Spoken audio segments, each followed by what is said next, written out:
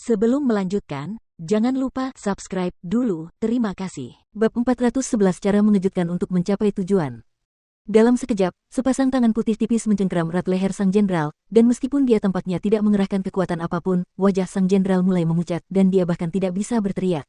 Kebanggaan yang pernah ada di wajahnya telah menghilang, hanya untuk digantikan dengan ekspresi kaget dan teror. Waktu di sekitar mereka terasa melambat seolah-olah semua orang menahan napas. Tercengang, mereka semua menatap gadis yang bergerak begitu cepat. Tampaknya suasana hati yang dingin dan muram menimpanya, dengan aura yang mengerikan dan mengerikan, tak tertandingi. Pada saat ini, mereka tampaknya melihat senyum di wajah cantiknya, tetapi senyumnya tampak kurang dalam beberapa hal. Tidak peduli bagaimana mereka mencoba menafsirkan apa yang baru saja terjadi, tidak seorang pun dapat menyangkal suasana hati yang mengancam dan mengancam tentangnya. Apakah itu Feng Qingge yang sama yang baru saja berdiri di hadapan mereka dengan acuh tak acuh? Pada saat ini, yang dapat dilihat oleh para penonton hanyalah seorang dewi yang haus darah. Apa kau tidak mendengar apa yang kukatakan? Apa kau tidak tahu bahwa aku tidak suka mengulang perkataanku? Karena kau tidak ingin pergi, maka tinggallah di sini selamanya. Kata Feng Jiu dengan nada dingin, tenang, dan membunuh saat dia mengencangkan cengkeramannya di leher sang jenderal, tidak memberi sang jenderal kesempatan untuk melawan atau melawan. Sebuah suara keras terdengar memecah keheningan, dan semangat sang jenderal tampaknya menghilang saat kakinya berkedut sekali, dua kali.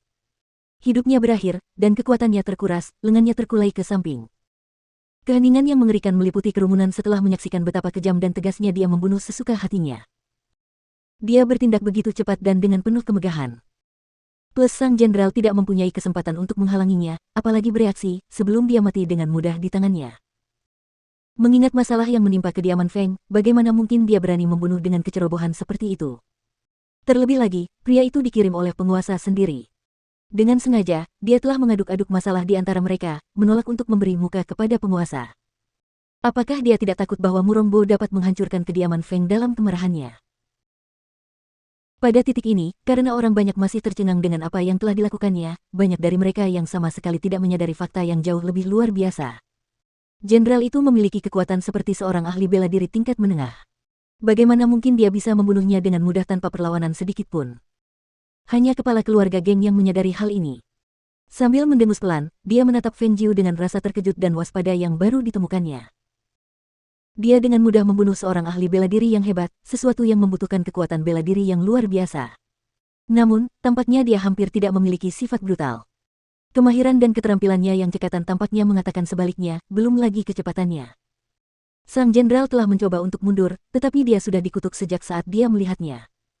Jelas, ada kedalaman yang tidak diketahui dari kekuatannya yang tak terbayangkan. Tiba-tiba, rasa ingin tahunya tentang nona muda Feng mulai tumbuh. Dia datang ke sini karena mengira nona muda Feng membutuhkan bantuan mereka, dan dia tidak pernah menduga hal seperti ini akan terjadi.